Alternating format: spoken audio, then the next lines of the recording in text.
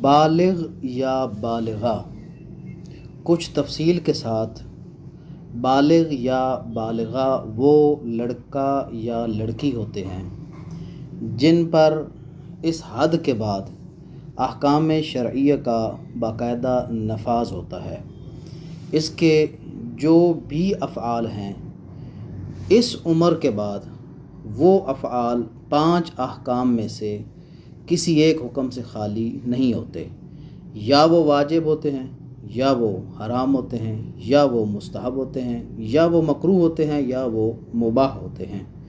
اس عمر سے پہلے اس کے لیے جو کچھ تھا وہ مباح تھا۔ باقاعدہ شرعی طور پر شریعت کی گرفت میں وہ بلوغت کے بعد آتا ہے۔ ہر کام کرنے سے پہلے اس کو سوچنا پڑتا ہے کہ اللہ نے کون سی چیزیں اس پر واجب قرار دی ہیں اور کون سی چیزیں اس پر حرام قرار دی ہیں۔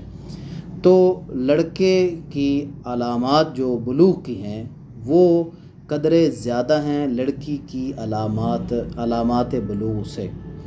تو جو لڑکا ہے اس کی بلوغت کی علامات عام طور پر 4 بیان کی جاتی ہیں۔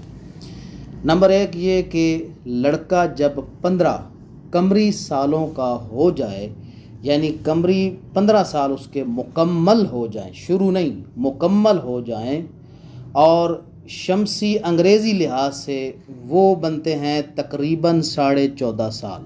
تو جب قمری لحاظ سے 15 سالوں کا ہو جاتا ہے، 15 سال مکمل ہو جاتے ہیں، تو یہ پہلی بلوغت کی علامت ہے، بچہ بالغ ہو گیا ہے۔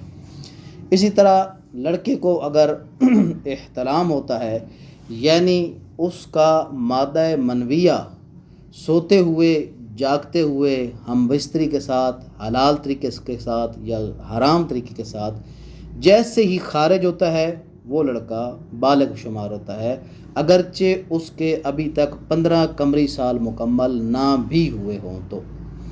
نمبر 3 زیر ناف سخت بالوں کا اگنا۔ زیر ناف اگر سخت بال اگ آتے ہیں تو پہلی 2 علامات ظاہر نہ بھی ہوں تو لڑکا بالغ شمار کیا جائے گا۔